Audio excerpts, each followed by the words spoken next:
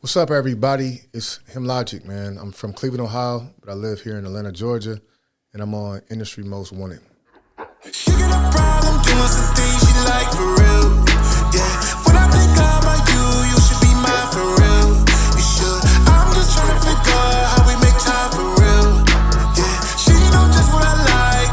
I got her on your side. Oh yeah, I gotta do what I can, baby. You mine for real.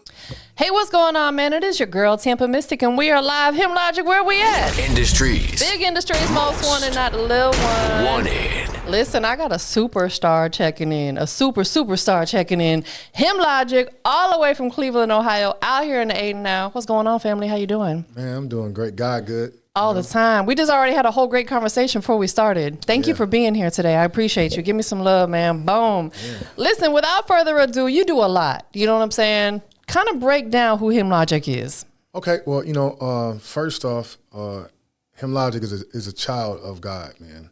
So that's everything about me. You know, God first in my life. I am a singer, producer, songwriter, engineer. Man, anything around art, anything around the music and the art behind it, I do all that. Videos, pictures, everything. I wanted to become the solution for myself. So it forced me to learn things, man. So I'm a jack of all trades when it come to the music. You know? Yes. He's an all-around talented dude, man. Thank you. Absolutely. I want to take it back ever so slightly. It's important for people to understand your journey. Okay. Cleveland, Ohio. I've been there a lot when I was little because my dad was born and raised in Cleveland, you know, so I used to go up there and visit family and stuff. We might be distant relatives. You never know, you know. Could be, I'm your super light-skinned cousin, you know. But nah, Cleveland is, you know, historically known, you know, for some great talent. Of course, Bone Thugs probably some of the most talented that came out of the city. There may be others. What were you into as a child? Was it always music-related stuff? Yeah, so all right, when I was 3 years old, right, I had left my parents' house, and I moved in with my grandparents, and it was kind of wild, man. That was like I wouldn't have seen my mom and dad for like 8 years past that point. And so it was like a separation. I had my older brother, my younger sister, and I remember being sad. And my grandma, you know, she had this piano. I never seen a piano before, so you know, I just gravitated toward this piano. I used to just play on it all the time. That was like my little thing. Music ended up becoming like therapy. Yeah. You know, but I was always into tech. I'm always trying to fix stuff. I'm breaking apart her clocks or anything. I'm just tearing everything apart and trying to put it back. I just love tech, so I always was heavy in that. Built a computer when I was a little kid. So I always learned. It was like, enticed by these different things, technology and music. Yeah. It just captivated me at a young age. So I've always been into it. I always was trying to write songs. You know, I just went back to Cleveland for Thanksgiving. Yeah. And I used to just write on mail. You know what I'm saying? So my grandma's mail, I'm writing on all her mail, just lyrics. Yeah. You know what I'm saying? So, and I just looked at it. I still got my old, you know, writing on there, her mail and everything. So I've always loved music. So I would have to say I literally been doing it or influenced by it since the age of like 3, for real. Wow, that is, listen, if you had not went and lived with your grandmother, things may not be the way they are today. So it's like everything works out exactly how it's supposed to. Like you said, you know, you're a child of God, you know, you're a son of God, and He divinely aligned everything for you. There, you are truly living and walking in your purpose right now. Yeah.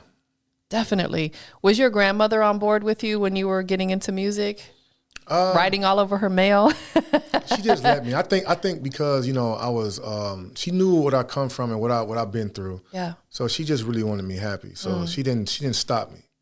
You know what I'm saying? She just let me do it, man. She seen that I was finding joy in that. When we came there, we crying. So, and we would periodically cry throughout, you know, days and weeks. And so when she seen I took interest in it, she said, you know, let them go ahead and do that. There's something so special about grandmothers, isn't it?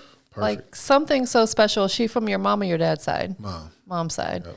Do you and your grandmother still communicate a lot? Oh, man. Yeah. Every day, you know, at least about 3-4 times every day.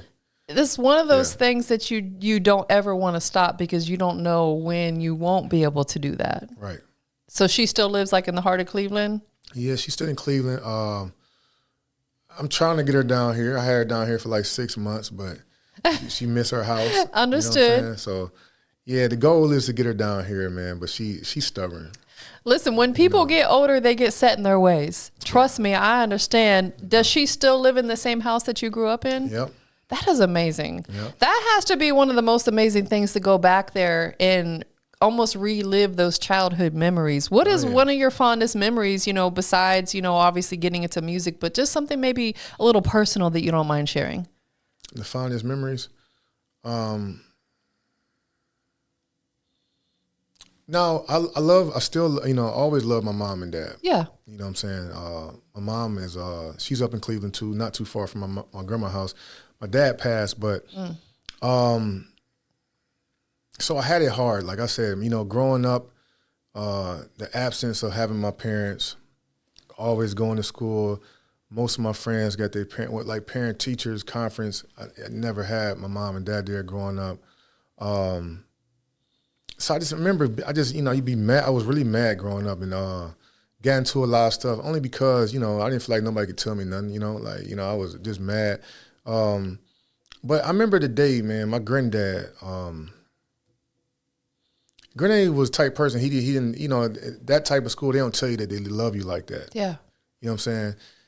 But, they showed you in so many ways they did, but to say, hey, I love you, they didn't. And I remember I got in trouble, man. I got suspended. It was talking about expelling me. And, he whooped you. He whooped you good. And this time he didn't whoop me. I guess he could realize where it stemmed from. He was like, he had a really, really good talk with me, man, a real good talk. And then for the first time in my life, he told me, man, I really love you, man. Oh. I really love you, man. And I don't want nothing to happen to you. I know your father didn't do this and your father did that, but, I'm like your father. And from that moment, it's a shift happened. I remember it's not like I didn't want my mom and my dad, but I felt like I did have my mom and dad that day. Absolutely. You know what I'm saying? Absolutely. That was a great moment in my life. Man, that's one of the moments that just gives you chills when you think about it, because like you said, I know that they say actions speak louder than words. However, there are times when we need to hear it. Yeah. We need to hear somebody say, man, I love you, or I'm proud of you. Yeah.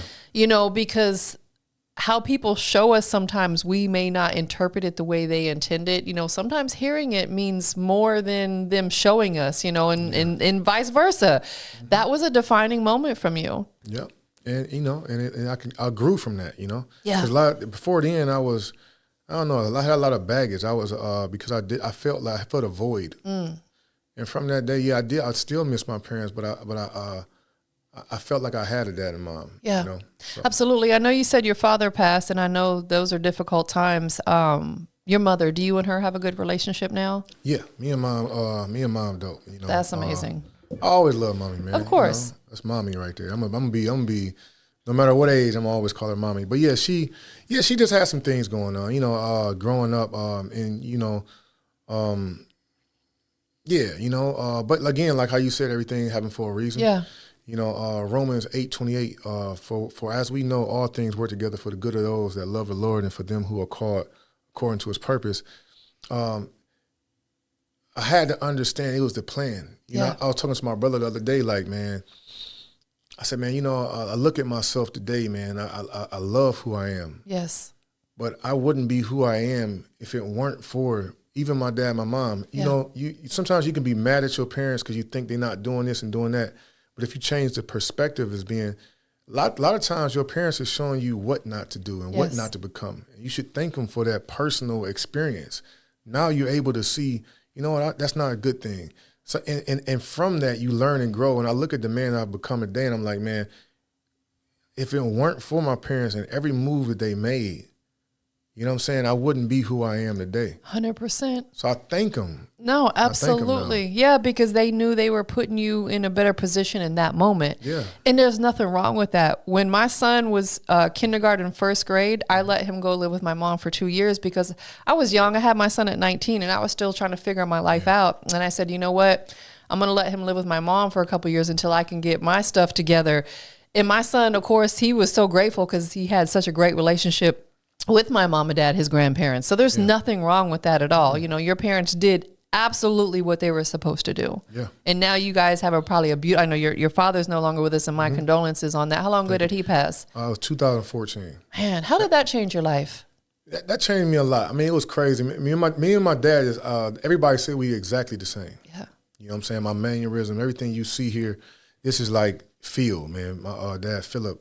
And 2 years before he passed, I moved. I was in Indiana for a hot second, but I moved back to Cleveland, and I started working. I didn't need to work at this job necessarily, but he worked in this factory job, and I mean, this job was fried. This job was so hood though, man. I ain't never worked at a job like this. Wow, like the break room had Hennessy inside the. I'm not even lying. Inside the refrigerator, there was a Hennessy bottle. That's hilarious. No lie, this spot was crazy. But I was so happy to be working with my dad, man, just being around my dad. In them last 2 years, man, me and him really, really bonded. He's always been dope, man. But yeah, I get the phone call one day. They're like, "Hey, man, you know, come to your dad's house." Nobody told me what happened when I got there. Right. And then I found him. He had died that night. Oh man, it messed me up a lot. Yeah. You know, but all things work together for the good. Let's go back to that. It hurt, but it made me take life more serious. You know, you can't take life for granted. I mean, anything can happen. He was laying down asleep and woke up in the middle of the night, had a heart attack and died. Gosh. And his girlfriend was with him. Man. And so, and I'm thinking like, life is no joke. Like, really, what are you here for, man? Absolutely. It made me ask that question. I just really took life very, very serious to say, you know what, I have to find my reason, I have to find my purpose. Yes. Because any moment, you never know. That is facts. We never know. The only guarantee in life, some people say, oh, you're going to pay taxes. No, some people evade that too. In my opinion, the only guarantee in life is we all will check out at some point in time. We just don't know when our clock will stop ticking. So we have to, like you said, you know, be mindful, take care of ourselves. I lost my sister. She was only 41, and that was so difficult. And I was like, man, that could be me, because I'm beyond that age now. And I'm like, thank God I'm still here to talk about it. Yeah. So you're absolutely right. It changes your entire perspective on life when you lose somebody that close to you. Yep. That's difficult. Out of all the things you were doing musically, I know you started out, you know, playing the piano and writing music, you know, at your grandmother's house. But when you really started taking it seriously, what was the first thing that you dove into? All right, I know he got a bad thing going on, but R. Kelly. Listen, I love me some R. Kelly. Y'all say what you want. R. Kelly's so dope when it comes to music. I agree. You know, he is the GOAT. And I used to it was R&B. It started off R&B. I used to I just had the piano. I would just play over and over these chords. I got good with these chords, 3 chords. It was real like simple, but I just would write off of these 3 chords. I wrote like hundreds of little songs. Yeah. Off of 3 chords. And it was all R&B. So I was pulled in straight heavily to the R&B. Yes. But I've always been melodic though. And it's so weird. I mean, I guess coming from Cleveland too, you got Bone Thugs. Yes. How they are. I've always was switching it up. Like I'm singing, but then I'm like this melodic type rap. So I don't know. I just dove straight into R&B. Yeah. Listen, R&B, in my opinion, that's my favorite genre. I respect all genres of music out there, so don't get upset. But my first love is R&B. Like I have a whole 90s R&B playlist on my phone just because that era of music, like you said, R. Kelly and so many other greats that came out during that time, I think had a heavy influence for a lot of people. Yeah. You know, y'all say what you want about R. Kelly. He's still the GOAT. Yeah. He just made some bad decisions. Yeah, some bad decisions. Absolutely. Absolutely. So let's talk about the music production. How long have you been professionally producing music? Okay, professionally. I've been making music for a while, but professionally, and I'm only going to say professionally, meaning that I made money from it. Yes. That's what I'm going to say. I would say Like 5 years. Okay. 5 years. Did you initially start out with you in mind, meaning that you were making beats for you in mind, Yeah. and then eventually ventured out to, hey, I could make money off this, letting other artists rap or sing on my beats? Yeah, and I still, even to the day, I still don't. I can make a lot of money off of beats right now, and I'm very selective because I really don't want to make beats for people.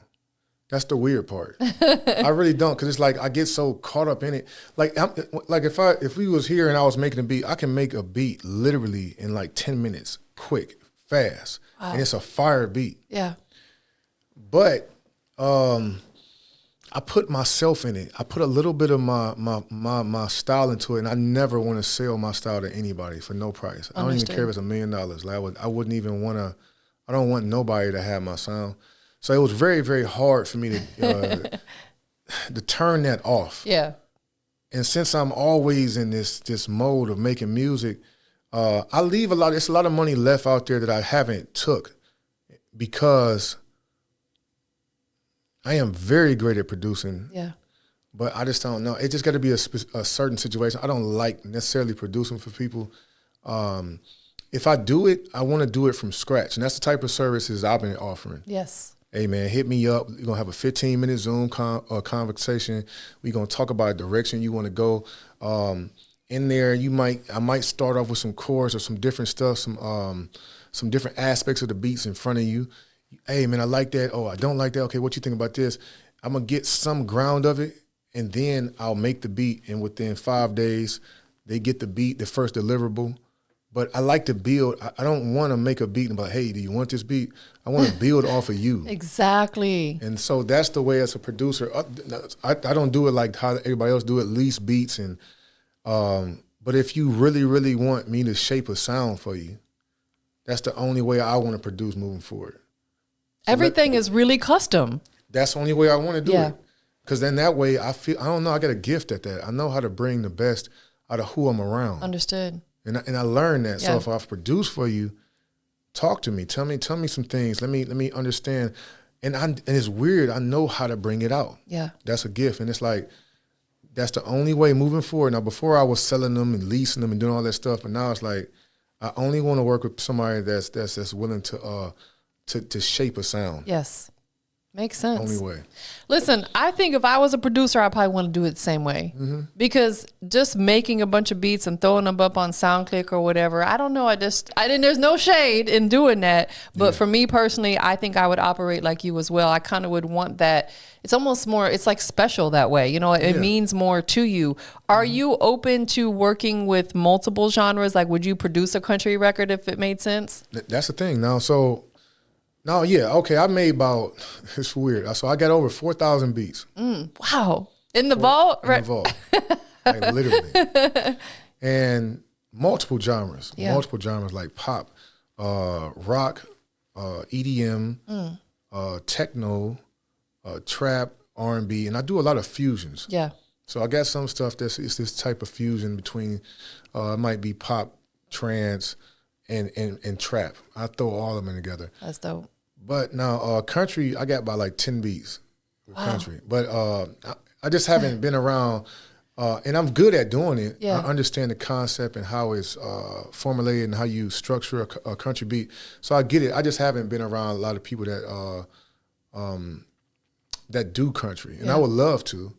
But yeah, I'm down with any genre. Like that's the thing. I grew up in R&B and hip hop, but my love is neither one of them. My real love is it's like pop. I'm happy when I'm there. There you go. Like R&B, I'm sexual. Yeah. I just don't know no other way. Of course, that's what R&B is supposed to do. That's the only way. So when I get tired of the sex, like okay, I'm making songs about sex and everything. Then it's like, pop is like, man, I can sing about a tree. Right. And talk about the tree, but it's comparing myself to a relationship with this person, and I just have more fun. It really challenges my pen. It challenges my creativity, different effects I can use on vocals. But R&B is like, man, sing. I want you to sing good. I I mean, yeah, you can make R&B about relationships, but me, it always just went sex. And it's like, Of man, course, yeah. So let me go ahead. I want to get away from that. It's too easy. R&B is so easy to me now. I don't write. Yeah. Wow. I do not write R&B. It's not a challenge for you anymore. Man, it's too easy. It's a freestyle. Everything a freestyle. Wow. Pop is like, man, okay, I got to make these metaphors and make this stuff make sense. Yes. Yeah, and so pop is literally a fusion of pop, trance, and trap is my favorite sound. I love that because it puts you into a whole new category. Yeah, and that's the goal, is to stand out. You don't want to fit in. Nah. And being able to tap into these other genres, you're reaching a much broader audience as well. Pop is huge. It's a huge genre. I think everybody at some point in time finds at least a pop record they like, if not multiple pop records. Oh, yeah. Definitely. Yeah. Who's one of your favorite pop artists? Pop, okay. As far, I'm going to tell you now, I guess it's the genre that she go by, Billie Eilish. Yes. Yeah, I think she would fall into that category, right? Yeah. Man, she's so dope, man. And then the dope thing about it is her brother. I believe he's a producer and engineer, I believe, too. Man, like they combination, him as a producer and her as a singer, and it's so fun. See, like R&B, your listeners typically want to hear your tone. They want to hear your skill and your voice. Not a lot of effects. I don't need a lot of that stuff. Right. I want to know you can sing. But the dope thing about like pop is, man, I can play around with I can bend my voice and make it weird. I can, like Billie Eilish, like you see how her vocals is, man, they like so dope. Yes. That effects, and it's like you can really turn your voice into an instrument and play with it. Absolutely. I heard Prince say that one time. Your voice is an instrument, and it's the absolute facts, because you can make so many different sounds with it. Raise it up, slow it down, whatever it is, that is fire. And it's funny, speaking of like not having a lot of effects, shout out to T-Pain. I remember he was like the king of auto-tune. He can really sing. Like, he doesn't even need auto-tune. He's got an amazing, amazing voice. And I'm like, I love the fact that he utilized that on the type of music he was doing, but now he's doing more songs where he's actually using them real vocals, singing. I'm like, bro is talented. Yeah, so he the GOAT. He the reason that auto-tune is auto-tune. It is, 100%. I agree. I agree. Absolutely. Let's talk about the engineering side. How long have you been engineering? Is that something you started around the same time you started producing? Oh yeah, so I've been engineering for a minute. I was decent at it, right? I felt like I was good, but I hated that I didn't know everything, and so I went to Full Sail, and I went to Full Sail on their audio engineering program. You attended there, or you went online? I did online. Yeah, that's the way to do it. Yeah, but you know what? It's like, man, you know what? I'm the type of person I am. It would have been dope to go to the school. Yeah. But because it's like, man, it's so much pressure. Right. Or the lack of pressure. You can really mess up when you don't have somebody over your shoulder. Right, that structure. The discipline is like, yes, man, you got to be very disciplined to do online schooling. Like, you really do. That is crazy. It's like working from home. You got to be super disciplined. You got to tell yourself, I got to get this done. So I went there. It was audio and production, and they went over every aspects of engineering with sound, just not for music, podcasting here, anything with sound, movies, television, everything.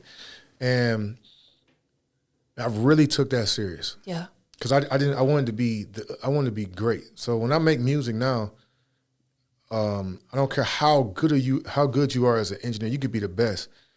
You're gonna love what I do. Yeah.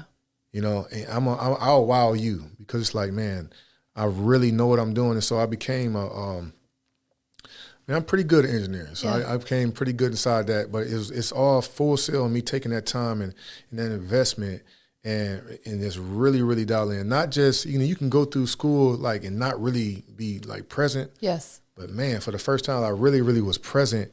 And I was like, man, I'm going to really learn this stuff. And I got very good. So I would say 4 years, let's say 3 years, I would say that's where I consider myself like a real engineer. Do you feel like at some point in time you may want to go back because technology is always changing and there's new things coming out? Do you feel like as an audio engineer, that's something you need to go back to school or maybe take some courses to kind of brush up on the newest technology? Yeah, well, that's the thing. Like, you know, you ever heard that it's a saying that I forget who said it. You do 10,000 hours and you know that's when you what did he say? What was the conclusion to that? You do 10,000 hours to be great at something or something? Yes, I know exactly what you're talking. I don't know the exact saying, but yeah, I understand the gist of it. Yeah, it's like really it never stopped. Right. Like I'm always learning. Yeah. Like I'm on YouTube all the time. YouTube University. YouTube, crazy. So I'm on YouTube all the time. And believe me, I'm a geek when it comes to the equipment and everything. So I read. I'm just consumed with this. So it's like really every day I am in school, because it's nothing that comes out that I don't know about. It's no new techniques. I'm always learning because I really love what I'm doing.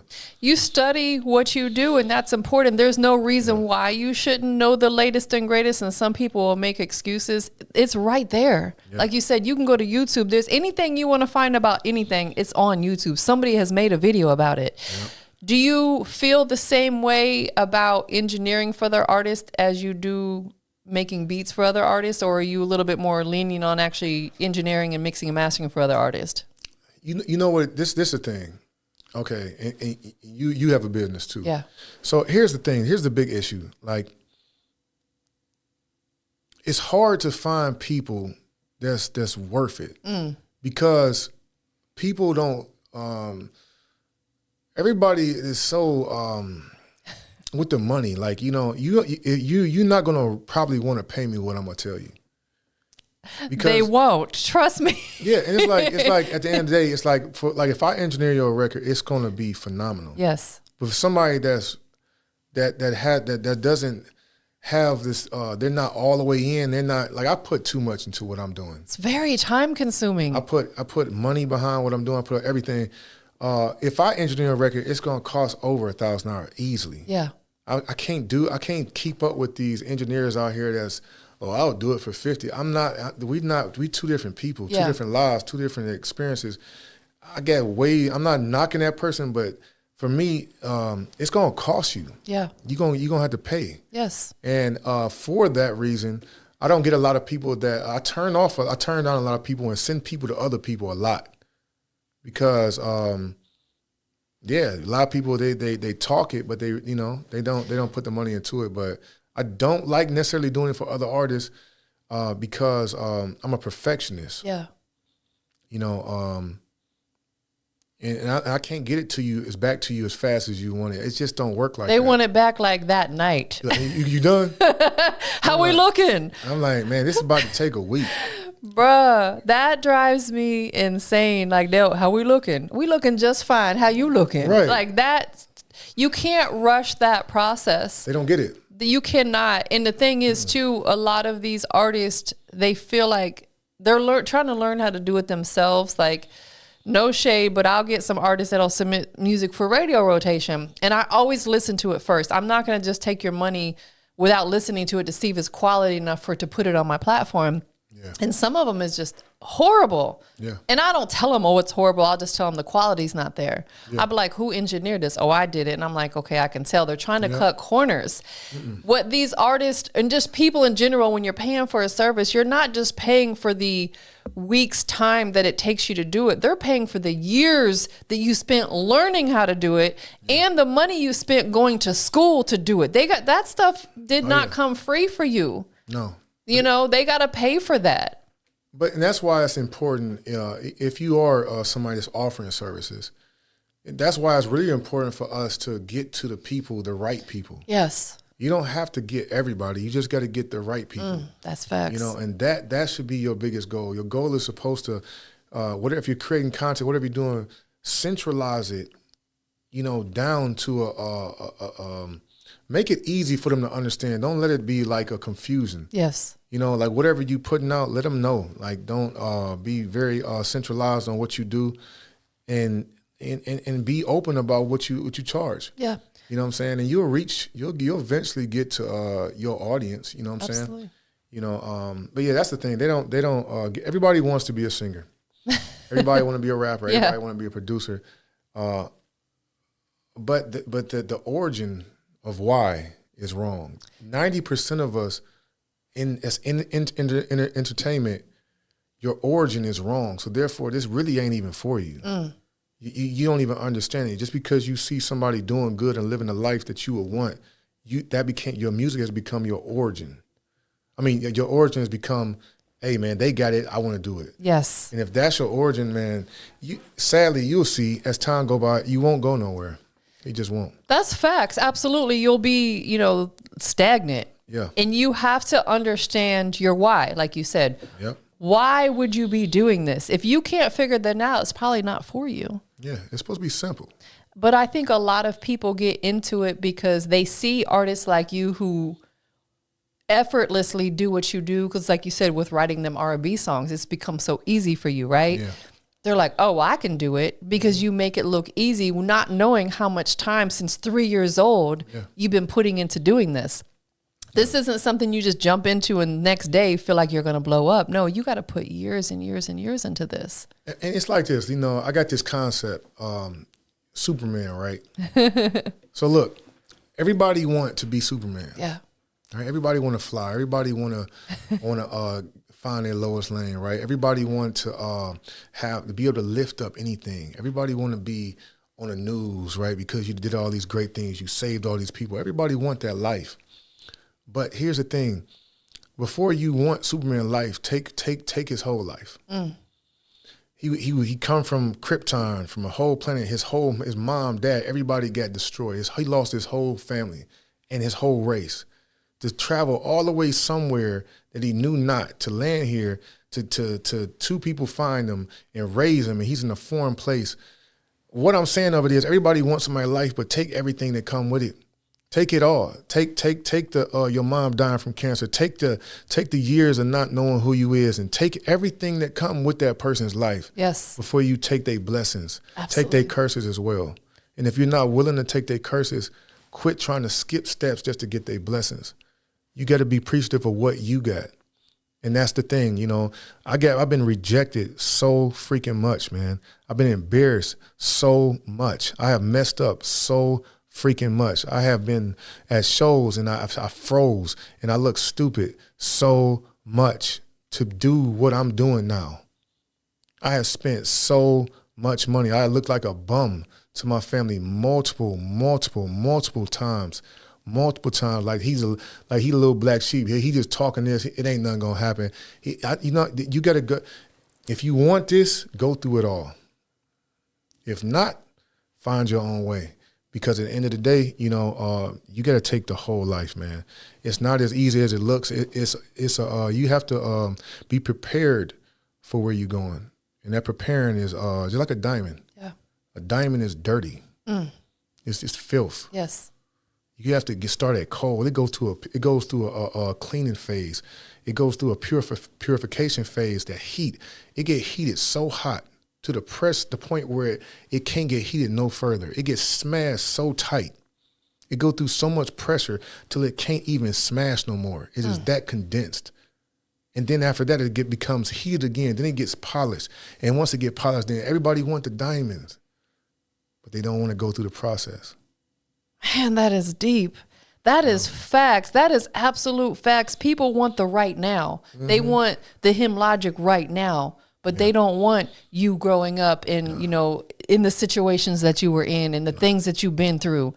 That is facts, man. That is so deep right there. Thank you for talking about that, because a lot of people need to hear that.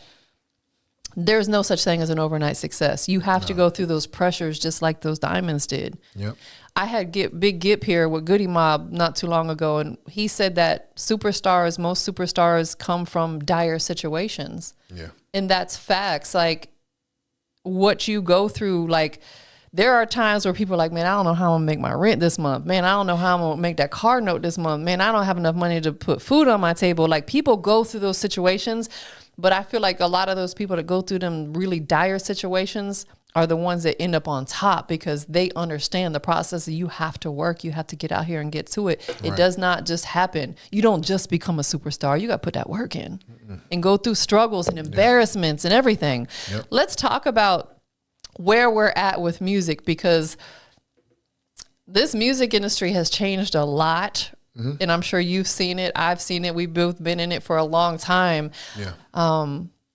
Right now, where we're at, we'll say heading into 2025, as a business, music business, comparison to maybe a decade ago, do you think we're in a better place? We're in a dimmer place? We're kind of the same? What are your thoughts on that? Okay. All right. So this is kind of weird. All right. I think we are in a better place, but at the same time, it's a worse state for the business, but we're in a better place. Okay, before, all the music industry is a bank. Yeah. Labels, at the tippy top, labels don't even have they don't even have love for music at all. They couldn't bob their head to your music. They don't care about music. It's about money. It's a bank. It's like PNC. It's like Chase. It's a bank that specializes in giving loans only to artists, music artists. But unlike a bank, any other bank, the music industry is the worst loan. It's the worst loan you could ever get. Yeah. There's no interest rate. It's no bank in America. There's no bank that has an interest rate this horrible on a loan. It's nobody. And they not only is that, but they control the market. Yeah. They own shares in Spotify. They own shares so they literally can make you, like we'll be seeing what happened with Drake right now. Yeah. They can give you streams or they can stop you from getting streams. Yep. They control the buttons. So like, here's a good example. If I took $1 million from you, you say you're Universal, I took $1 million from you,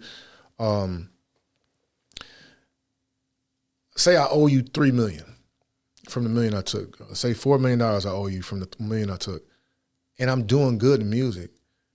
Technically, they could truly slow up my sales and slow up my impact because they control my sales and my impact.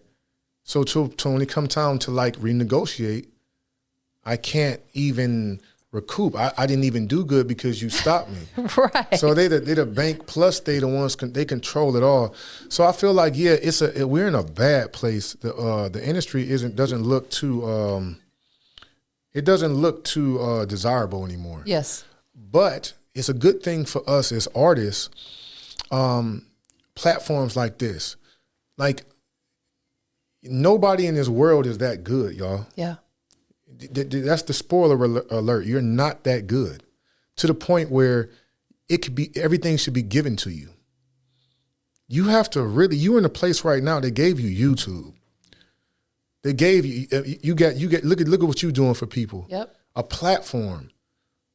If you really utilize what you have, you can make it. Quit trying to be like everybody wants to be so rich. Like if God blessed you to where you made 20, 30,000 a month, why do you got to be 100 million strong? Be thankful. It's a lot of people out independently that's making money. That is facts. And say if you're making 15,000 a month off this music, what's so wrong with that? Oh, that's a beautiful thing. Be grateful. But they're like, no, man, I want to make a lot of money, and everybody wants more and more. It's like again, dang, it's crazy. I'm writing a book about this too, so I'll give this out real quick. I got a concept called the elevator, the escalator, and the stairs, right? And this is very unique because the elevator, no matter how tall a building is, the elevator can always take you to the top, right? So typically what we do, we always go in the elevator, but every building, they have to have stairs. Yes. It's just safety. Yep. You got to have stairs, right? So the stairs can get you to the same height as the elevator, right? But then you got the escalator. escalators don't go all the way up to the highest floors. They only go up 1 or 2 levels, right? The escalator is when you settle. Hey, I know I ain't where I want to be up here, but I get here is better than being down here, so I'll settle for this the rest of my life. I'll just go up 2 floors. Right. And I got there pretty easy and fast. It didn't take a lot of effort. I'm standing here and I'm moving up. The elevator, elevator can take you to the top, but what if happens if the elevator malfunctions? Do you have the tools necessary to fix it? If not, if you fall from that height, fatality is going to happen. Yep. You're done. Just as fast as you went up, it can be over. But then you got the stairs, and it's the beautiful thing about the stairs. If you ever walked in the stairs in a tall building, it's usually not windows in there. Right. Right? So what happens is, no matter how high you get up, you really don't have no indication of what's around you to show you that you're further. It looks the same color walls. Wow. Right? And if you keep looking forward and not looking back, it's like, man, looking around like, man, it looked the same as it was a year ago. It looked the same as it was 5 years ago. But you don't even understand that you built muscle. You built a mentality. You strengthen yourself spiritually to speak to yourself, to get yourself, to motivate yourself to go further. You became a different person. The person that got on the elevator that went to the 20th floor is the same person that got out the elevator. The person that walked the stairs and got to the 20th floor is 2 different people that made it. That person at the top is different. And what's happening in the music industry is everybody's taking the elevator.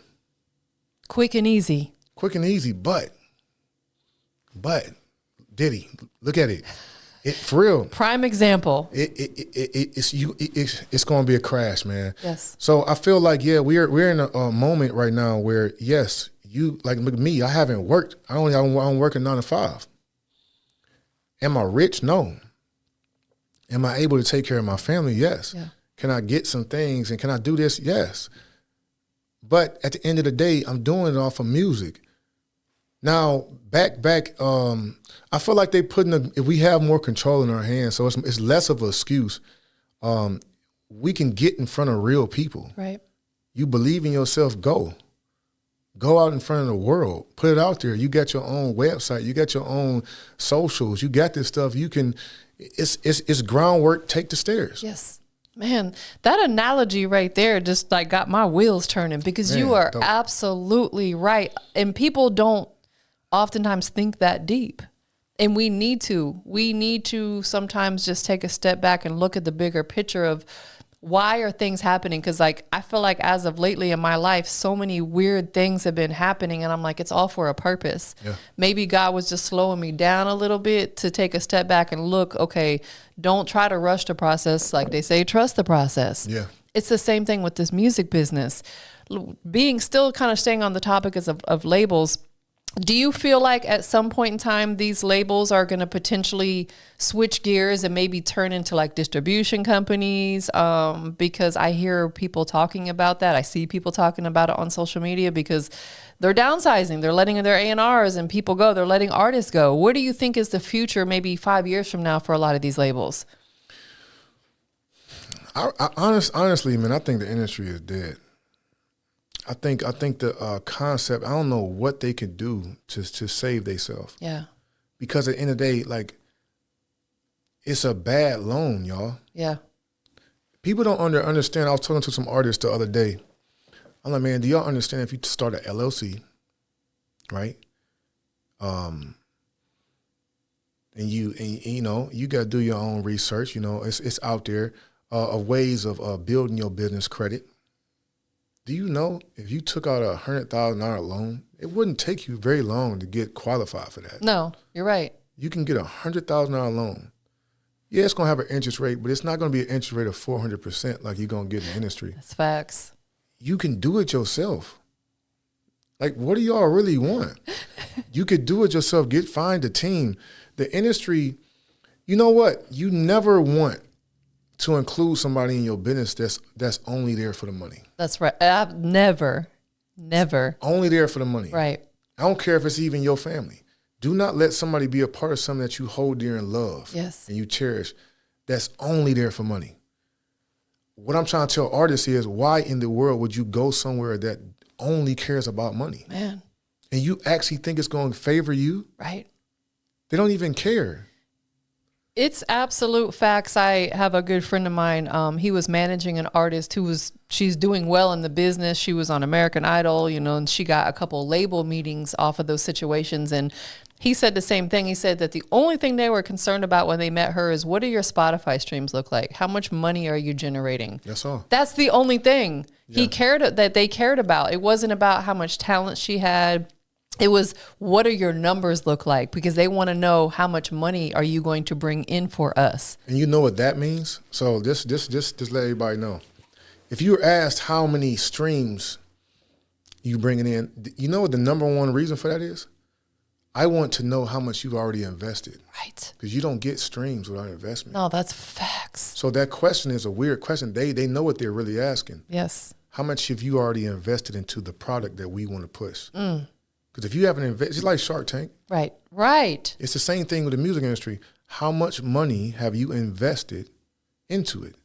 Okay, wow, okay, you invested money. All right, cool, and then it might make sense. Just to answer a question from earlier, where do I see the industry? Yeah, I do see the industry eventually, like you're saying, going straight to a distribution for sure.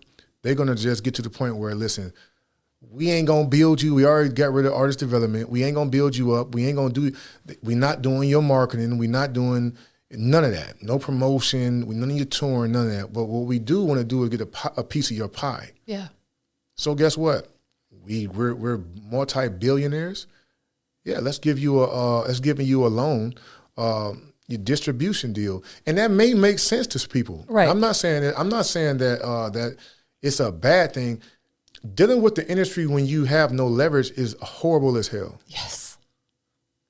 If you have leverage, it may not be bad like that for you. Right. It may not.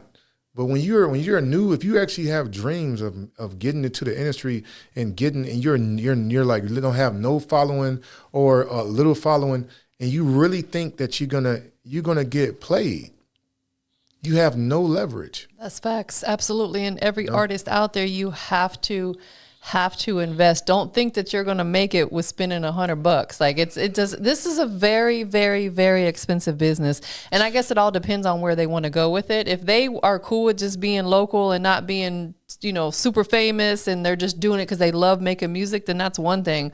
But for the ones, like, we've heard the people like the Young Dolphs and QC say that it takes $250,000 to take a record to radio and really get it bubbling. How many artists walk around, have $250,000 in their bank account? They don't. Yeah. So it goes.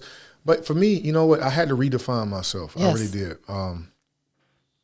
I no longer make music just for the love of it. Yeah. I make music because one day I want my music to stop somebody from killing themselves. I have a purpose for my music now. It's not just I'm having fun and I'm making. I got a sister, Yeah. I love her, Tiffany, man. I want them best for her. I can't. It would hurt me for somebody to disrespect her. Yeah.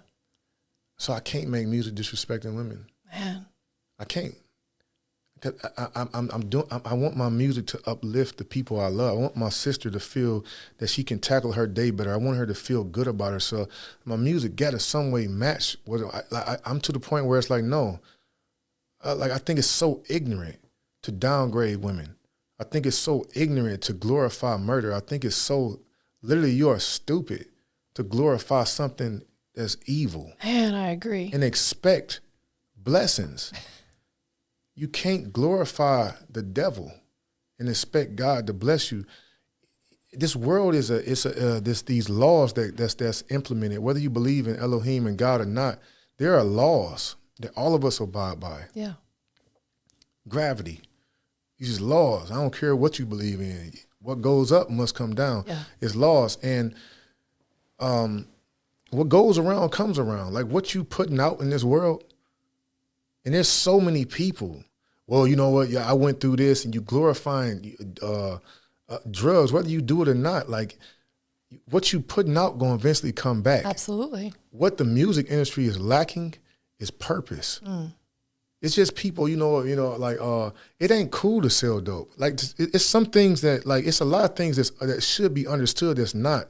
It's not cool that your auntie is a dope fiend and the dude and she probably gonna die in 2 years. That ain't cool when it actually happening. Now your your cousin don't have a mom. It's not cool for you to kill people. It's not cool for you to glorify. Like I feel like these conversations ain't being had.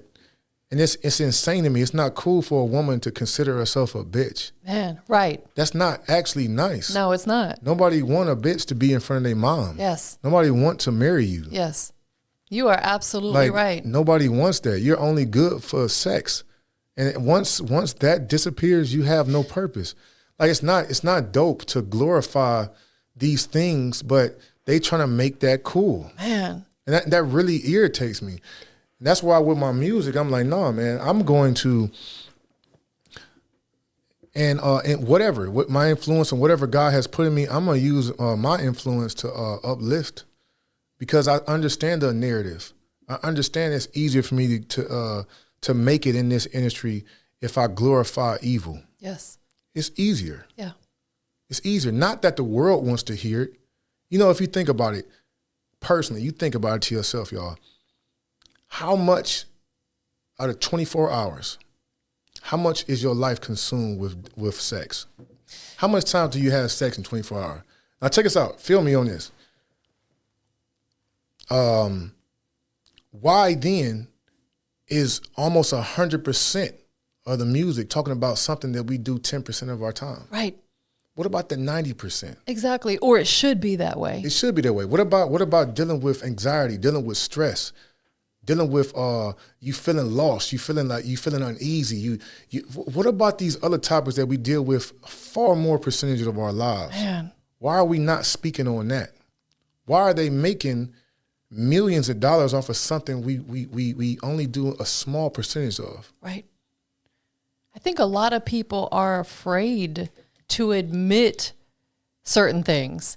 Like I told you before we went live, I never experienced anxiety in my life like I have since I moved here. Yeah. I get anxiety and I find ways to cope with it. I don't take drugs. I find ways to cope with it. But I think there's a lot of people out here who are ashamed. They have pride. Yeah. And they don't want to admit to it. So they're like, well, let's talk about something easy. Like you said, sex. Everybody does it, so they feel like they're talking about something that's accepted by everyone. Listen, it's okay to talk about the other stuff too. It needs to be talked about more. And it sounds like with your music, you're very proactive with and you're very conscious of what you're putting together and putting out to the world. Yeah. And we need to spread a more positive. Yeah, of course, we got to have them sexy songs, from time to time. Oh yeah, for sure. But you've got to be conscious as well. Because like you said, there's women in your life and you wouldn't want someone treating them or talking to them in a way that you're putting out through your music. Then you become a hypocrite, Yeah. You're contradicting what you believe in.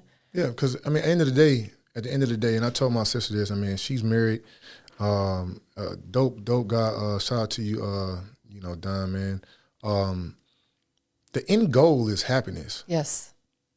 Every woman, I don't care, seriously, that I've met, want to be happy.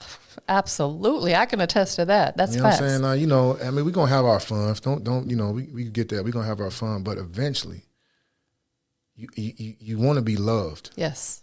You want to know that somebody is thinking about you. You want to know that. Yes, it's the best feeling in the world. It will. That is the best feeling in the world. As I look at,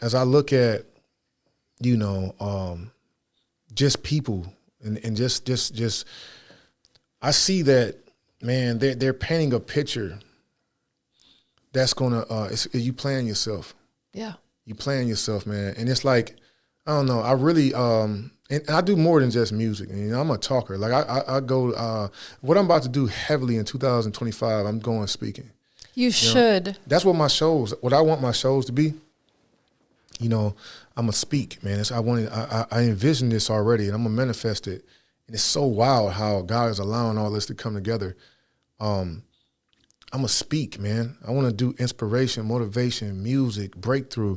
That's what I want. I just don't want you to come to a concert and then And then you like, oh man, that was dope. I seen him loud and they left. Like, nah, man, I want to connect with you. Yeah. Like, what do you feel? Is there something on your heart that you need to get out? Yes. Do you need help with anything? Can I talk to you real quick? Yeah. You know, all of this celebrity stuff, like they're guys, they're humans. They're people. Right. You know what I'm saying? Like, I want to help people. That's what this is all about. Cause like when I seen my dad's body lifeless, I seen potential. I seen potential ended. Yeah. So much potential. Yeah. Because he was young. Yeah. And so I'm looking like Rob Sorrell, shout out to him. He said, right now, either you was born at this date and you're gonna die at this date. Just like a tombstone. Yeah. And it's a dash in the middle. Each one of us is on our dash. Every last one of us is on our dash. In that dash, what really matter?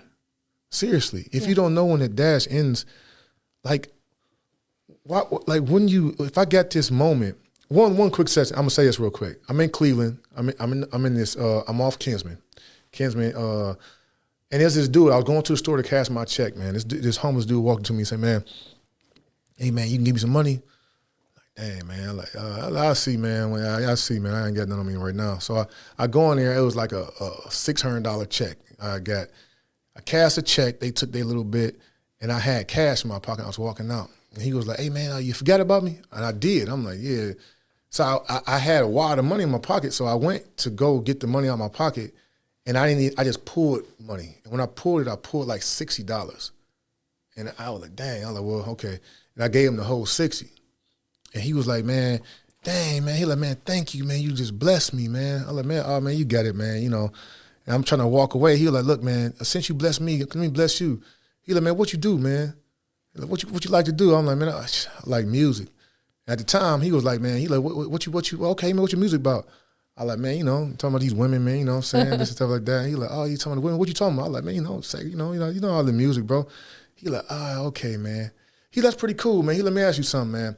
If you had one mic, right, you know, and everybody can hear you in the world, man. I mean, everybody can hear you, man. Me, everybody. He was like, what would you sing about? Would you still sing about women and sex and all that, man? What would you talk about all the time? I was like, dang, man, ain't nobody told me. I said, well, if I had a mic and I can actually speak to everybody, and I don't know if I ever get a chance to speak again, I would say something that would actually mean something to you. And he looked at me and was like, "Man, why don't you do that then, man? Why don't you do that then?" And left me. Man. It messed me up. That was like almost an angel that was sent to you from God to put that into your head. That's another one of those life-defining, changing moments. Yeah. Like with your grandfather, you know, when he told you he loved you. Yeah. You'll never forget those moments. It forever changes who you are. Yeah. Forever changes who you are. Yep. Let's talk about this book. Oh, man, this book. He's a whole author, you guys. Oh, yeah, man. So, yeah, this is going to be hard. What put this on your heart to decide, you know, you've already got a lot that you do. What put it on your heart to write a book? All right, so my dad, remember I said that a lot of people say I'm like my dad. Yeah. So my dad was, he was a dope guy, man. Had a whole lot of knowledge, man. And people in the family used to be like, "Man, you know, you should write a book." And, you know, my dad wasn't about that life. He was more on he wasn't going to do that. But as for me, I procrastinated my whole life. Even though I still, some way, I made progression. I struggled with procrastination so much, man. Yeah. Like, I hated it. I hate that about myself. I'm like, man, what's wrong with me? Like, I find it so easy to put stuff off. Yeah. That's the human element in a lot of us. Yeah, but so like as I'm taking time to look through my life, I'm thinking about myself. I'm like, man, but why do you do it? Why? I'm trying to understand the why. And I'm like, it hit me. And this is similar for most people, I would say. The reason that we procrastinate is because of our concept of perfectionism. Because we're not perfect. It's not perfect. We put it off. Right. Because I'm not perfect, I'm going to put it off. Right. Because I'm not at this level, I'm not going to do it right now. I got to get to this level first. And then when I get to that level, and guess what? I'm going to do it then. And I'm going to do this. I'm going to do that when I get to this level. So we always downplay what we're trying to do because we don't feel that we're at that level yet. We're not there yet. Right. Why start a podcast? I don't have the road mic. I don't have the roadcaster. I don't have it. I mean, I could use my phone.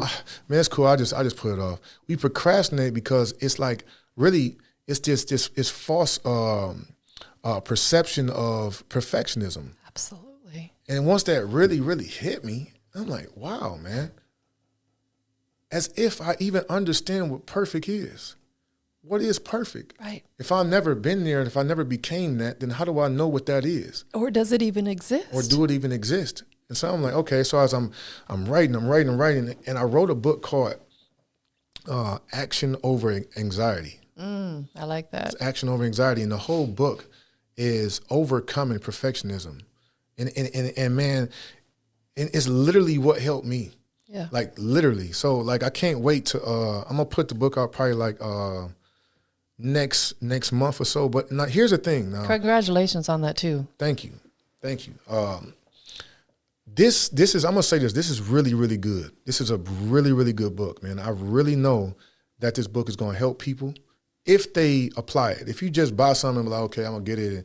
No. If you really, really read this, read it and applied it and took down these concepts, man, it'll really, really change your life. But I'm at the point where now I figured out different ways to combat procrastination. It's acting your now is number one. If you tell me, hey, you trying to go over to this club and do this next week? Okay, next week what time? Wednesday. Let's do it like Wednesday around 7. Okay, bet. That ain't good enough. Right then in that moment, write it down. Make your decisions now. Yes. Everything now.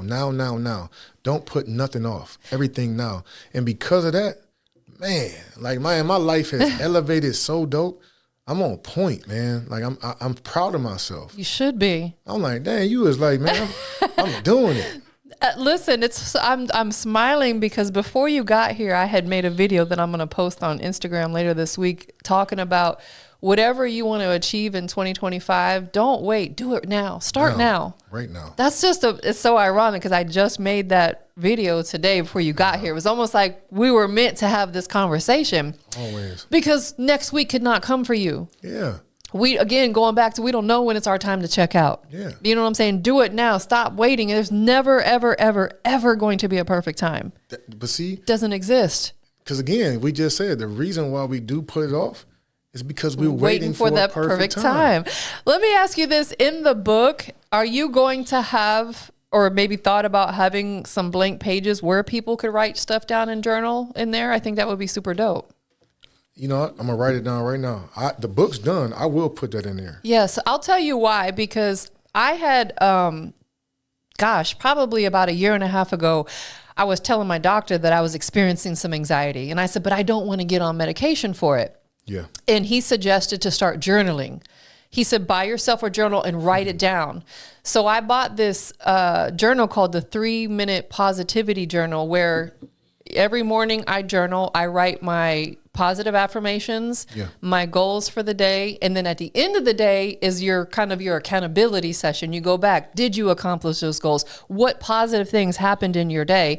And I'll tell you, by pouring your emotions out like that, man, it makes you feel so much better. Yeah. So I think that would be dope if you, like, maybe on certain chapters had some blank pages where people could journal in there to be kind of interactive with it. That would be dope. I am going to do that.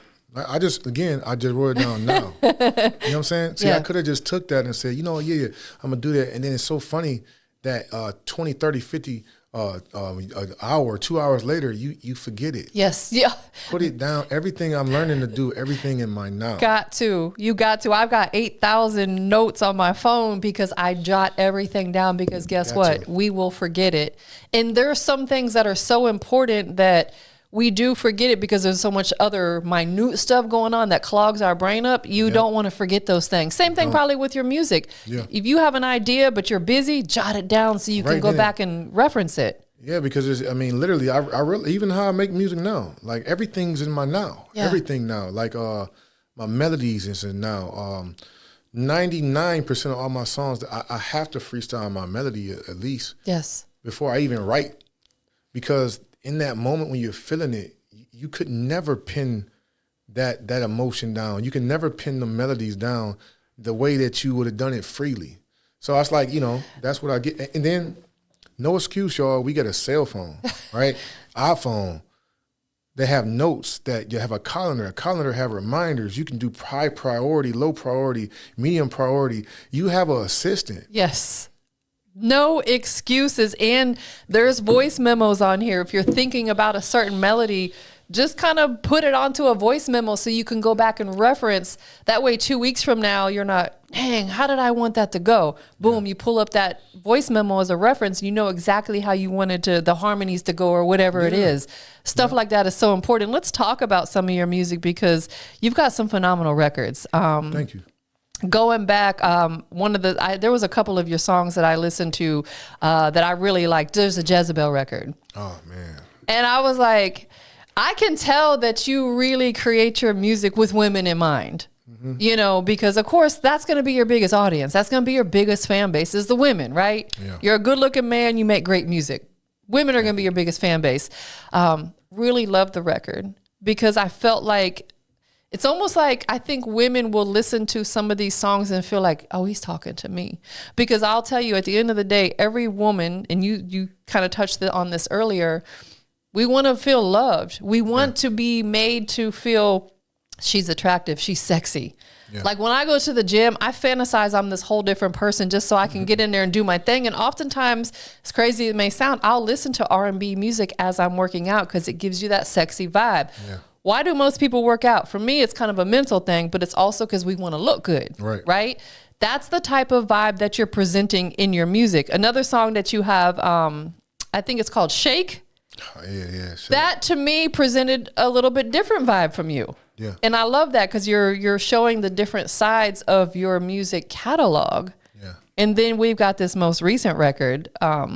Let's talk about the newest song that's out right now, which Rockstar Music, is that your personal label? No, that's the label. That's the label it's underneath Sony. Through Wealth Nation and Sony. So the record is called You Mine. Yep. Phenomenal record. Thank you. It's definitely on my playlist and my Apple Music. So when you see them streams run up, I'm probably one of the people who's ran it up. All right. What a great record. And you performed it amazingly at the showcase. So thank you again for coming out and doing that. Where were you at mentally? Where was your headspace at when you put that record together? All right, so this is what I think. Now, I don't know if it's a cop-out or what. I'm always had to get deep. I don't know how not to, okay? So check us out. I believe that we are spirits in a body. Yeah. And the body has its own mind, right? And typically people would say it's a little bit different. The mind of the body is, to me, it would be the conscious. And I believe what they call the subconscious is really us. And I think that we're in this body, but your conscious, the body, it ain't really you. We let the body lead a lot. Yeah. But the body really it doesn't really have sense like that. It'll hurt itself. That's why you make decisions that you when you let the body lead, you'll end up doing something that end up hurting you. Yeah. And you knew you wasn't supposed to do it, but you let the body lead. Where I have tapped in because of Elohim and my relationship with Elohim, I write from my spirit. Mm. So it's freaking weird. Like to the point where even with that song, You Mine, I don't know where it just came. Yeah. It was like it was that song I freestyled the song. Wow. Except for like the second verse I had to write it. But I don't know, man. The vibes, the beat was dope. I'm it's challenging. It's very easy to write about stuff that don't mean nothing. Right. So I wanted to make something. Again, that song is about love. Really though. You love somebody. It's somebody in your life that you love, and you probably haven't told them and made it definite that, like, man, Like I really care about you. Yeah. You know, and Is that a man thing? yeah, I mean, because this is the thing about, and I'll tell you, like, and what women need to understand is, it's always been you, you know. Yeah. You know, like no matter what we into and what we do, and everybody try to they this hard and they that and the third. I mean, part of y'all were made. Y'all have a desire to feel love, right? Yes. You have a desire to feel it, and I feel like in men there is a desire in us to love. But they don't. A lot of men aren't tapped in enough. And like again, I touched on this before. There's a lot of men that look like a man that's not a man. Yeah. You know, you're not a man just because you have a beard and you work a job and you pay bills. That don't make you a man. You know, and there's a lot of women that look like women, but they're really not women. They're children living and having adult situations. Yes. So it's like but as a man desires to love. Yeah. A woman desires to be loved. And when we get the love, that's cool. We appreciate it, but it's in us. Like I have to love something. Yeah. And men, a lot of men are confused because of men before them, and they think that's in having sex with multiple women. And it's not that. You know, it's not about having sex with multiple women. It's about finding just one person in which that you can actually spend time with in love. Yes. That's what it's about. But men fulfilling. that ain't tapped in don't get it. And there's a lot of men that ain't tapped in. You have to be. I think you got to know God to get to that level. To be honest, Man. for me. But yeah, so yeah, we can be not nervous about anything in the world, but when it comes to a woman, you're nervous. When you really care, you're nervous. Right. You stutter. I don't care how confident you are. I'm very, very confident. Yeah. But I can get nervous around a woman. Yeah. And that's dope. Right. Because that's showing what? Vulnerability. Yes. And that's what women want. I say this often to men, especially the younger men who haven't quite got there yet to that point, is that, and this is my opinion, and I think a lot of women will agree with me, it takes more of a man, because like you said, just because you got a beard and work a job doesn't make you a man. Yeah. It takes more of a man to allow himself to be vulnerable, to cry if he needs to, Yeah. and not care what other people think. Me as a woman, I'm going to look at him and say, man, that is a real man right there. Yeah. He was able to let his guard down. Yep. He was able to be vulnerable. He was able to cry to me and open up to me versus some man saying, oh, I ain't doing all that. You know what I'm saying? Like, to me, that's out the window. Really, we as women are very, very nurturing. We have babies. You know, we are mothers. Not all of us, but, we're mothers. We're very nurturing. We want a man that will allow us to nurture them. Not be their mother, but nurture them. No, but a man needs that. Yes. You need that. I agree. So, fellas, put your pride to the side, because I promise you, in order to allow that right woman to come into your life, you have to be a little bit vulnerable. Yeah. Being hard is not going to put the right woman in your life. Yeah, but see, we in a society now where, dudes, they want to be with their friends more than they want to do. I don't even. It's weird. It's weird to me. I'm gonna kick him up, my friend.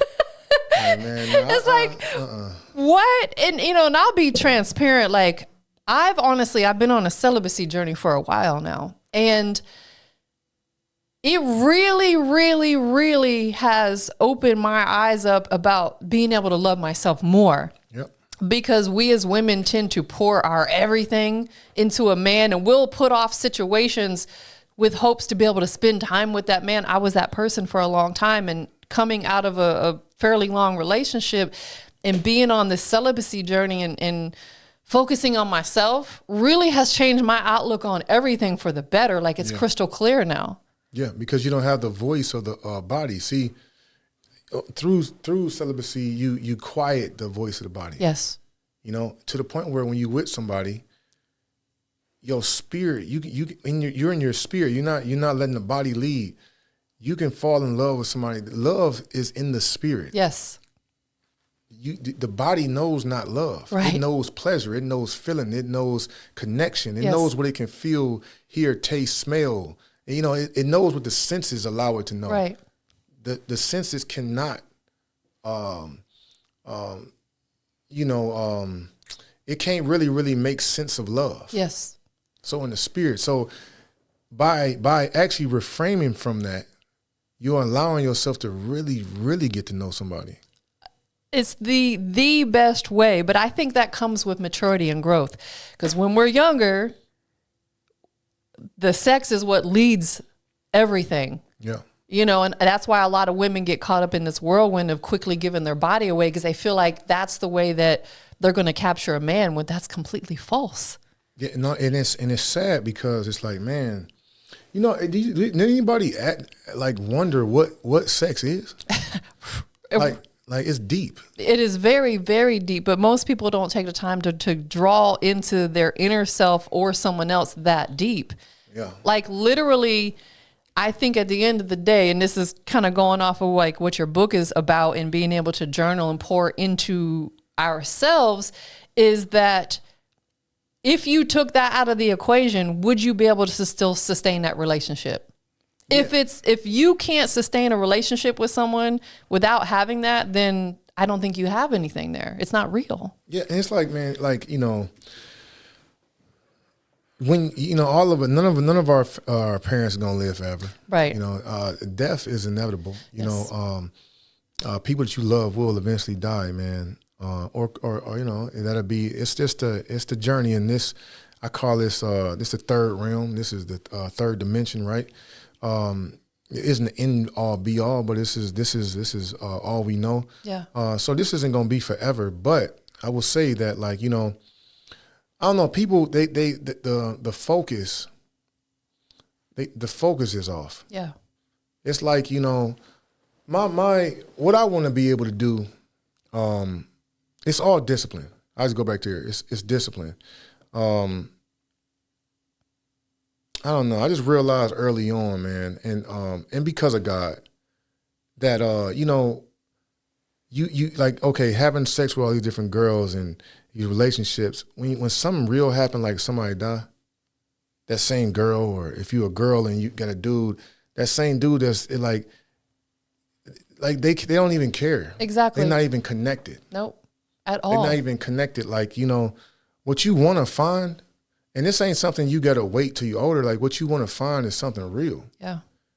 But discipline is key. I said it, like, being a man or woman requires discipline. Everybody want to be a king. Everybody want to be a queen. Right. But a queen don't do things that peasants do. Nobody want to consider themselves a peasant, but they do what peasants do. Right. Absolutely. Everybody want to be a king. But listen, when you so quick, like a lot of my men, like my friend out here, man, like men. Yeah, okay, people smoke weed. Listen, if you as a quote unquote man can't stop smoking weed, then you're not a king. I agree. Flat out. If you can't stop doing certain things, you're not a king. And people will ask you, but well, be a king. How did you do that? 2017, I gave up drinking alcohol. I don't smoke weed, and I don't shade people who do, but it's just not for me. I cut certain things out of my diet. People are like, how did you do that? I'm like, it's a mental thing. You have to want to do it. But that's what queens and kings do it. Yes, exactly. Eventually they do it. When you get to that place where you're a king or you're a queen, that's how you do it, because I've grown and I actually became a king. Yes. But every man wants you to call him a king. But for their life in them, they can't stop doing this. Instead, children struggle. That's the children's mindset. Yes. Oh, I really want this. I really want this. I really want this. And if they don't get it, they pout. But they struggle with this as an adult, as a king. It's just like that. But that's not something that's favored. Right. You know what I'm saying? That's not something that everybody thinks is cool or think is what we should do. But listen, at the end of the day, if you want to be considered greatness, you got to do things that great people do. Yeah. Absolutely. Like people say, if you hang around 4 broke people, you're going to be the 5th one. If you want to be great, you have to do what the great people are doing. Yeah, discipline yourself. Discipline yourself, man. I love this conversation. I appreciate you being here today. Appreciate you. Absolutely. Let's tell them one more time about the new single that's out for people who aren't on game what Him Logic got going on. You know, tell them where it's available, all that good stuff. Okay, yeah. So YouMind it's everywhere. You know, it's on all DSPs, and that's you know, your streamings like Apple Music, Spotify, all of that. YouTube video dropped. Video dope. It was shot by Ben Tyler. Deanna, she's a stylist. She did all of that. The whole team, it was dope, man. That's on YouTube. Him Logic, everything is very simple. HYMN, and again, that stands for Help Yeshua Make New, Help Yahweh Make New. You know, God's name is Yahweh. And the interesting thing about Yahweh is it was never meant to be used in words, you know. And when they look back in the ancient, when they look back how it was, you know, Aramaic, and it was going back, it was a series of, it's a pronunciation. It's not even pronounced, it's like breathing. Yeah. So every time you say Yah, it was so it's like breathing in and breathing out. So even an atheist, the first thing you're going to do is say his name, and the last thing you're going to do before you leave this earth is say his name. So his name is Yahweh, and so it's help Yahweh make new. And that's the only logic there is to help him in whatever plan that he has set for me. So, yeah, Him Logic everywhere y'all can get me. Yep, that's it. Definitely. I know you have a lot of people that's loved you and supported you throughout your journey. Who do you want to give thanks to? Okay, first and foremost, God, my grandma, for showing me what love is, and because of that, I'm able to love. Yeah. I know how to love. I got a very good example of what love looked like, man. So thank you, Grandma, for that. My mom, coolest person in the world, man. My mom really a comedian though, man. She super dope, man. My sister, brother, Rob is my brother too, man. Me and him dialed in. I wouldn't even be here, man, if it weren't for Rob. Faro Jaro, producer, man, best friend, my dude, man. Yeah, man, it's a lot of people to name, man. But everybody I crossed paths with, man. Yeah. Everybody left something with me. You know, and I, whatever you left with me, I applied it. Even if it was bad, I applied it. I figured out a way to make it right, man. So thank you for everybody in my life.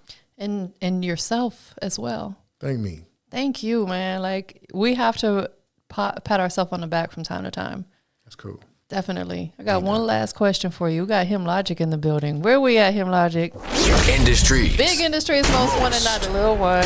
Wanted. Tell everybody what makes you the industry's most wanted. Because